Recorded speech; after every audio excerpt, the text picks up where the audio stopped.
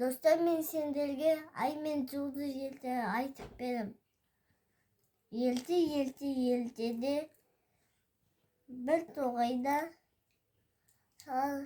саумен кемпір өмір сүрді. Олардың жалғыз қызы болыпты. Bir баяғыда орманда жидектерге кетіп бара жатса адасып кетті.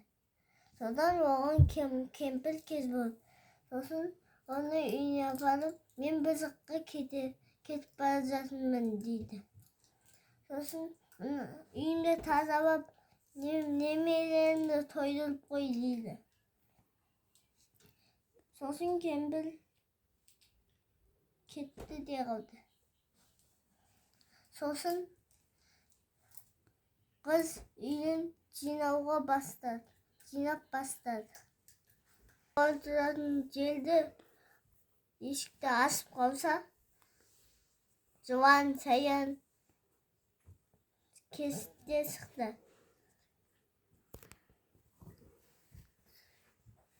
Сосын немелерін тамақтандырайын десе, бір кебектен басқа дым жоқ.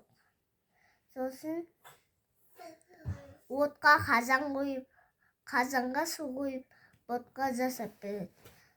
Сосын алқа шөппен ойнайды. Сосын бір кезде кемпір келеді.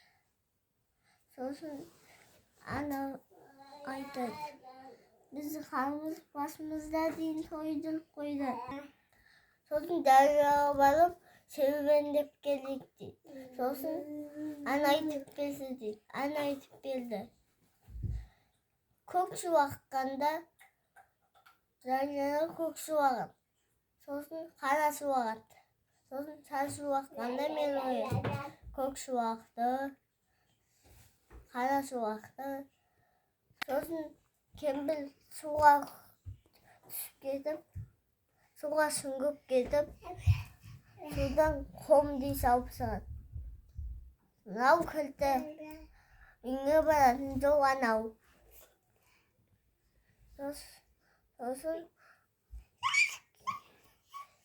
кемпір қыз үйіне келсе, қонақтар отыр. Сосын қондиса үйіне барып ашып қалса, алтын шығады. Сосын мынаны қайдан алдың дейді.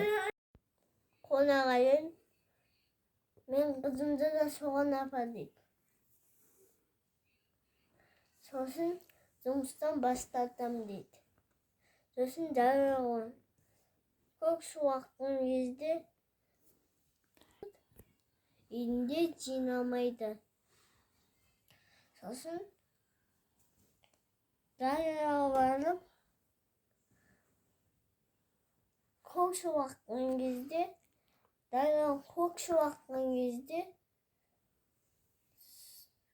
қара су аққан кезде мені ояды. Қара су аққан кезде кемпір дарияға сүңгіп кетіп, қомди салып шығады. Сосын